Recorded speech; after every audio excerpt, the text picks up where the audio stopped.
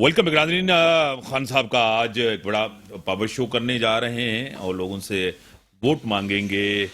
और आज कराची के अंदर हैं, काफ़ी टाइम के बाद आए हैं। और दूसरी बात यह कि सियासी मुश्किलात, कानूनी मुश्किलात बढ़ती जाती हैं हमारी सियासत के अंदर।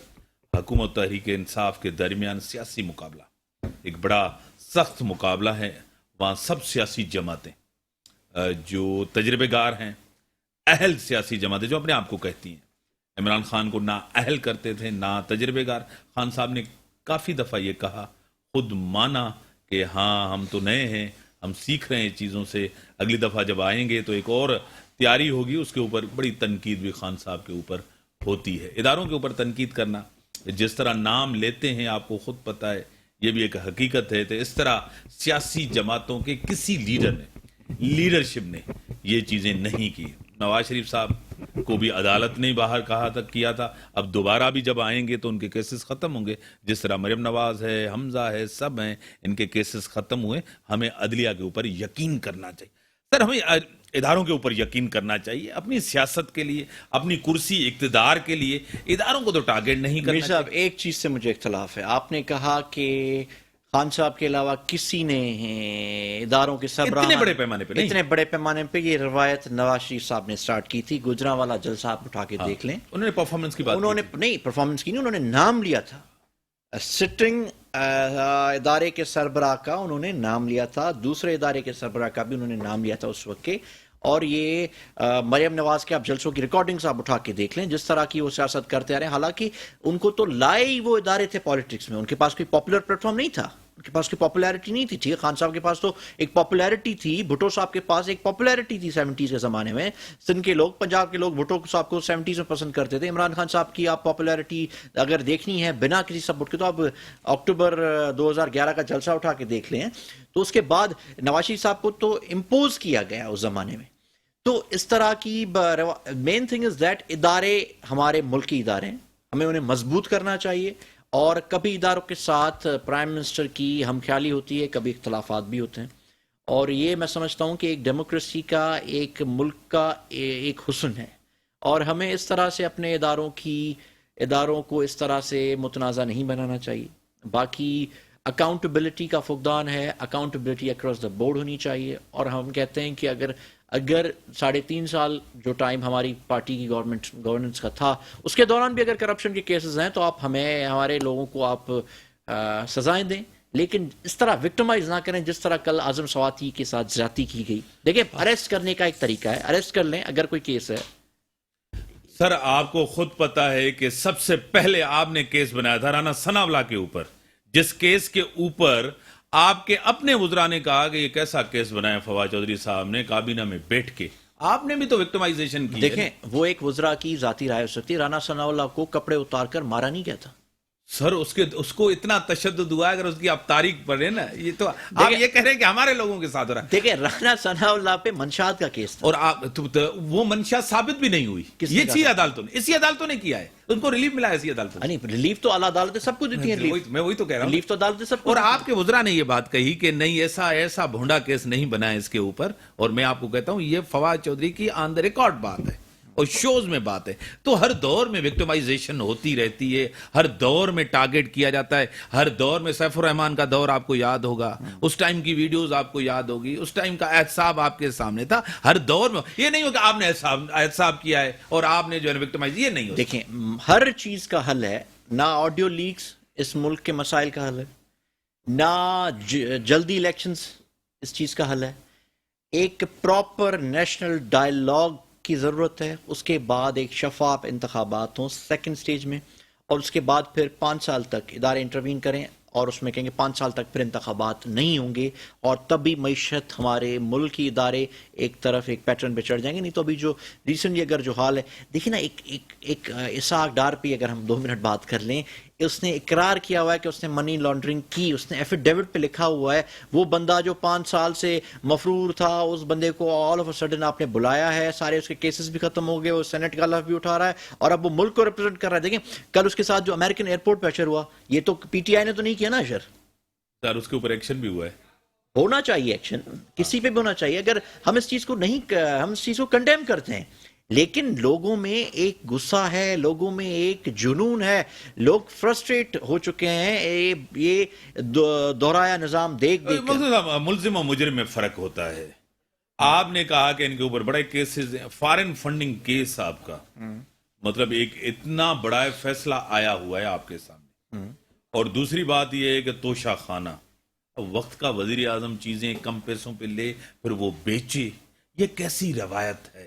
آپ کو خود پتہ ہے. دیکھیں توشہ خانہ کی ماضی نے اٹھا کے دیکھ لیں، 20 سال کا ریکارڈ آنا چاہیے منظر عام پر. اور اگر کسی پرائم منسٹر کو دیکھیں، وہ بھی ایک لیگل وے میں انہوں نے پرچیز کی ہوئی، اگر وہ چیز اور اگر وہ بیچی تو ان کا رائٹ ہے، لیکن اگر یہ نہ کرتے تو وزیر اعظم بہتر. کو سوٹ کرتا ہے ویسے. نہیں وہ نہ کرتے تو بہتر تھا، نہ کرتے تو بہتر تھا. ان سے ڈیمیج ہوئے ہیں سیاسی طور. دیکھیں ان سے ڈیمیج نہیں ہوا. دیکھیں میر صاحب بات یہ ہے، ایک ڈیمیج ہوتا ہے انسان بیانیے سے. اگر آپ کا نظریہ چینج ہو جائے، اب جیسے وہ خان صاحب ان سب کرپٹ لوگوں کے خلاف لڑ رہے ہیں، اگر آل آف اے سڈن اگر آپ دیکھیں کہ ان کے ساتھ بیٹھ جائیں، ان کے ساتھ صلح کر لیں اور پھر واپس اسمبلی میں یو ٹرن لے کر آ جائیں، پھر ڈیمیج ہوں گے. پھر نیشنل ڈائلاگ کس طرح ہوگا؟ نیشنل ڈائلاگ کا مقصد ہے بیٹھیں. یہ جو ڈرامے چل رہے ہیں کہ کبھی 8 سیٹوں پہ استعفیٰ منظور ہوتا ہے، کبھی 7 سیٹوں پہ استعفیٰ منظور ہوتا ہے، اس طرح سے استحکام نہیں ہوگا. پراپر طریقے سے الیکشنز کی ڈیٹ دیں، اس سے پہلے ایک اکاؤنٹیبلٹی ہونی چاہیے. الیکشن کمشنر کا چیف الیکشن کمشنر ایک شفاف ہونا چاہیے. اداروں کی تقرریاں جو ہونی ہیں وہ ایک پراپر نیوٹرل تر انداز سے ہوں، اس کے بعد الیکشن ہو جائیں. اور اس الیکشنز کو پھر سب جیسے 2006 میں شہید محترمہ نے اور نواز شریف صاحب نے وہ سائن کیا تھا، کیا کہتے ہیں سی او ڈی، ایسے سی او ڈی ہو. اور اس کے بعد میں نہیں سمجھتا عمران خان کہتا ہے میں ڈاکوؤں کے ساتھ، چوروں کے ساتھ بیٹھنے کے لیے تیار ہی نہیں. دیکھیں وہ تو ان کے ساتھ بیٹھنے کے لیے تیار نہیں، لیکن جب ادارے انٹروین کریں گے تو وہ کہاں جائیں گے؟ ادارے کا کام نہیں ہے آئینی طور پر. دیکھیں پاکستان کے ادارے ہیں، جب ملک کی سالمیت کی بات ہو، جب ملک کی عدم استحکام کی بات ہو تو اداروں کو انٹروین کرنا چاہیے. اور میں نہیں سمجھتا کہ ریسنٹلی آپ نے جوائن کیا جی ڈی اے کو چھوڑ کے تحریک انصاف کو جوائن کیا. آپ نے کہا کہ ایک بڑی سیاسی جماعت ہے، ایک مقبول سیاسی لیڈر ہیں، اور وہ مقبول لیڈر سیاسی جماعت جو ہے ان کا جو لیڈر ہے سندھ کو نظر انداز کرتا ہے. آپ کو پتا ہے سندھ کے بڑے شہر کراچی کو نظر انداز کرتا ہے کہ آپ کتنا ٹائم ان کو دینا چاہیے سندھ کے اندر. جتنا انہوں نے کے پی کے کو ٹائم دیا ہے، جتنا انہوں نے پنجاب کو ٹائم دیا ہے، اتنا ٹائم کسی کو نہیں دیا. سندھ کے اندر سیاسی طور اس پارٹی کے اندر بڑی گروپنگ بھی ہے، آپ کو خود پتا ہے، مجھے بھی ذاتی طور پتا ہے کہ پارٹی کو یہاں مضبوط ہونا چاہیے. کیا کہیں گے؟ دیکھیں پنجاب کے پی کے میں تو پارٹی بہت مضبوط ہے، اور صوبہ سندھ میں بھی شہری علاقوں میں تو P T I no doubt کہ ایک مضبوط اور سب سے پاپولر جماعت ہے. کراچی کو لے لیں، حیدرآباد کو لے لیں آپ. لیکن مسئلہ یہ ہے کہ مسئلہ ہے اندرون سندھ. میرا تعلق وہاں سے جہاں پہ میری پارٹی سب سے کمزور تھی ہمارے جوائن کرنے سے پہلے. اب وہاں پہ لوگوں میں بھی خوشی ہے، اور وہاں پہ ایک چینج کی لوگ سمجھتے ہیں. ہمیں ایک نیشنل پلیٹ فارم کی ضرورت تھی، انہیں ایک نئے کارکنوں کی ضرورت تھی جو بہتر انداز سے عوام کو لے چلیں، بہتر انداز سے پارٹی کی نمائندگی کر سکیں. جب ابھی بھی آپ دیکھ لیں گے ساری پاپولر پی ٹی آئی کا سارا، اگر آپ دیکھ لیں کہ وہ ساری کراچی پہ ہی مشتمل ہے. اندرون سندھ میں اب لوگوں نے آنا سٹارٹ کیا ہے، لوگ اب پی ٹی آئی کو سیریس لینا سٹارٹ کیا. اور میں سمجھتا ہوں کہ اندرون سندھ کو جب ہم فوکس کریں گے، اور اس کا حل یہی ہے کہ خان صاحب اندرون سندھ آئیں. اور ابھی ریسنٹلی انہوں نے، جب میری ان سے ملاقات ہوئی تھی تو ابھی انہوں نے کہا ہے کہ وہ ابھی نیکسٹ اندرون سندھ میں جو جلسے ہوں گے وہ حالہ میں وہ جلسہ کریں گے، اور اس کے بعد پھر فردر دادو میں بھی ان کو جلسہ کرنا تھا، لیکن دادو کی سچویشن فلڈ کی وجہ سے ٹھیک نہیں ہے. جتوئی صاحبان آلریڈی ہیں، لیکن وہاں پہ فلڈ جو کے این شاہ کی صورتحال، اور پھر کل بڑا افسوسناک واقعہ ہوا ہے وہاں پہ بھی، جہاں پہ ڈوبا بھی کے این شاہ اور پھر کل جلا بھی کے این شاہ. تو وہاں پہ تو حالات نہیں ہے جب فوراً جلسہ کر سکے، پر مہینے 2 مہینے میرا خیال ہے کہ خان صاحب سندھ آئیں گے اور زیادہ اس کو اور فوکس کریں گے. آپ کو پتا ہے کہ چینجز ہونے جا رہی ہیں کچھ سندھ کے اندر، کچھ تنظیمی چینجز بھی ہوں گی جس سے خان صاحب سیٹسفائی نہیں ہیں.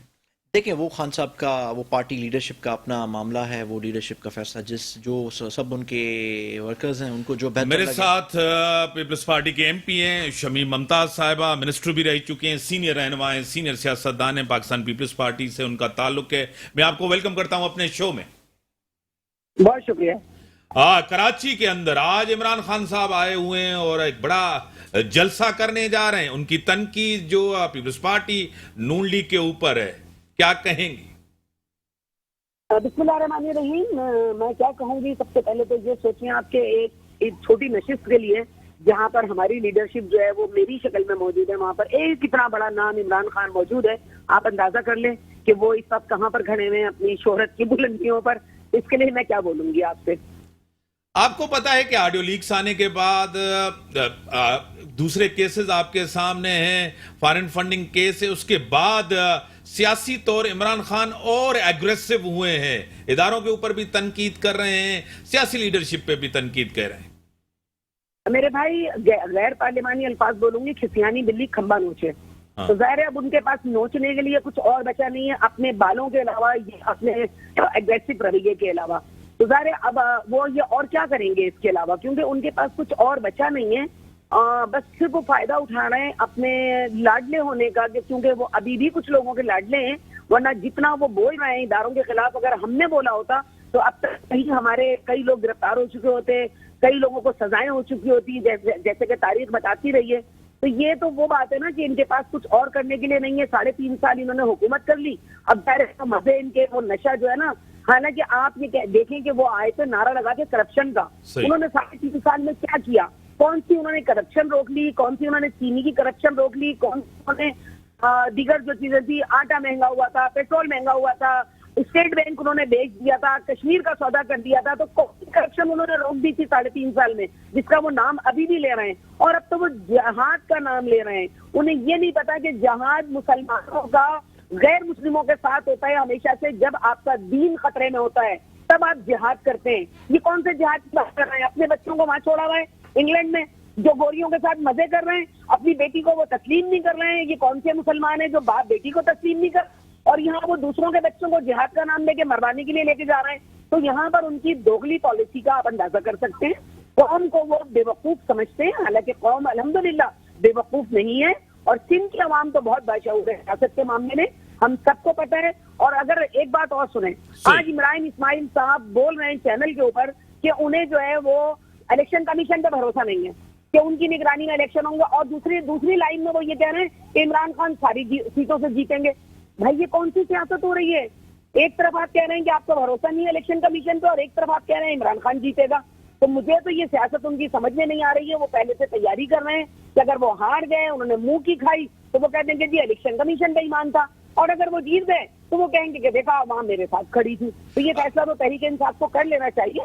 شبنم صاحبہ، آپ کو خود پتا ہے کہ ان کو ٹائم زیادہ ملا تھا، اس میں کوئی شک نہیں ہے کہ تقریباً 4 سال وہ تھے، آپ کو 4-5 مہینے ہوئے، کم ٹائم مل رہا ہے، اس کو کمپیئر نہیں کیا جاتا. لیکن آپ تجربے کار ہیں سیاسی طور، پیپلز پارٹی ایک بڑی سیاسی جماعت ہے، نون لیگ سیاسی جماعتیں ہیں، آپ بار بار اقتدار میں رہیں. آج معیشت کی جو صورتحال ہے آپ کے سامنے، غریب بندہ گزارا نہیں کر سکتا، کیا کہیں گے؟ ظاہر ہے ہم یہ جملہ بہت پرانا ہو گیا ہے کہ ہم پچھلوں کا جو ہے وہ پورا ہیں، لیکن ظاہر ہے آپ کو پتا ہے آئی ایم ایف سے کس نے معاہدے کیے، کس نے آئی ایم ایف سے جا کر یہ سب کچھ کیا، اور کون لایا انڈیا سے اسٹیٹ بینک کی نگرانی کرنے کے لیے ایک خاتون کو جو کہ غیر مسلم ہے. کون یہ سب کچھ کر رہا تھا؟ ظاہر اب وہ گئے ہیں تو ان کا جو بویا ہوا ہے وہ بعد والوں نے ہی کاٹنا ہے. لیکن آپ دیکھیں ابھی پیٹرول کی قیمتیں مسلسل نیچے آ رہی ہیں، ڈالر نیچے آیا ہے. اور آج آپ نے دیکھا ہوگا یوٹیلیٹی اسٹور پر بھی آج وفاقی حکومت نے کام کیا ہے کہ کچھ چیزوں پر ریٹ کم کیے. آہستہ آہستہ ظاہر ٹائم لگے گا. اتنے 4 سال کا جو ملک برباد ہوا ہے، کباڑا ہوا ہے ملک کا، اس کو سمجھنے میں کچھ ٹائم تو لگے گا. پھر جس طرح افیکٹ ہوا ہے ابھی سیلاب سے، معاملات آپ کے سامنے، جس طرح زمینیں برباد ہوئی ہیں، آگے کھیتی باڑی کا مسئلہ ہوگا، آپ اناج نہیں بو پائیں گے، گندم کی فصل نہیں آپ کی ہوگی، آپ کا کراپ نہیں بنے گا. تو ظاہر یہ چیزیں عوام اور ہم ہی فیس کریں گے. لیکن حکومت بالکل پوری کوشش کر رہی ہے، چاہے وہ نون کی ہو، چاہے وہ اتحاد میں پاکستان پیپلز پارٹی بھی شامل ہے، دیگر جماعتیں بھی شامل ہیں. ہمارا مقصد اس وقت سیاست کرنا نہیں ہے، ہمارا مقصد اس وقت خدمت کرنا ہے کہ ہم نے ان لوگوں کی خدمت کرنی ہے جو لوگ ابھی بہت بری طرح سیلاب کے ہاتھوں سے برباد ہوئے ہیں. ہمیں پہلے ان کی خدمت کرنی ہے، سیاست بعد میں ہوتی رہے گی. ٹیلی فون لائن پہ رہے ہیں آپ. مخدوم صاحب کہہ رہے ہیں کہ دوگلی پالیسی ہے آپ کی سیاسی طور، کیا کہیں گے؟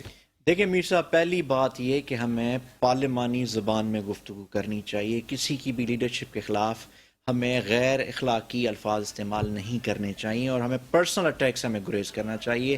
یہ شاید مجھے بولتے ہوئے بھی بڑا افسوس ہو رہا ہے جس طرح کی گفتگو میں نے سنی. اور دیکھیں مسئلہ یہ ہے کہ اگر 4 سال یہ کہتے ہیں کہ 4 سال میں ملک کا بیڑا غرق کیا گیا، تو مجھے بتا دیں کہ پچھلے 50 سالوں سے یہ 2 جماعتوں نے تو پاکستان کو پیرس بنا دیا ہے، پاکستان ترقی کی راہ پہ گامزن ہے، اور پچھلے 14 سالوں سے جو صوبہ سندھ میں جو ترقی ہو رہی ہے وہ بھی آپ کے سامنے ہے، سندھ میں جو کرپشن ہے وہ بھی آپ کے سامنے ہے، یہاں پہ صوبائی وزراء کی جو حالت ہے وہ بھی آپ کے سامنے ہے، کہ انشاء بھی آپ کے سامنے ہے، صوبے میں گندم نہیں ہے، گندم کی جو سچویشن ہے وہ بھی آپ کے سامنے ہے، ہیلتھ کا نظام آپ کے سامنے ہے، اوور آل آپ دیکھ لیں کہ اکاؤنٹیبلٹی کا جو حال ہے وہ بھی آپ کے سامنے ہے، یہاں پہ اربوں روپے نکلے آتے ہیں فالودے والے کے۔ دیکھیں بولنا ہمیں بھی آتا ہے، ہم بھی بول سکتے ہیں، ہم بھی پرسنل اٹیک کر سکتے ہیں اگر ہم کرنے پہ آئیں، لیکن پرسنل اٹیک سے ہمیں گریز کرنا چاہیے۔ اس طرح کی گفتگو کرنا کہ ان کے بچے یہاں ہیں، وہ بیٹی یہ وہ بیٹی وہ، یہ دیکھیں آج کل پولیٹیشنز کو، اگر میچور پولیٹیشنز کو یہ چیز زیب نہیں آتی۔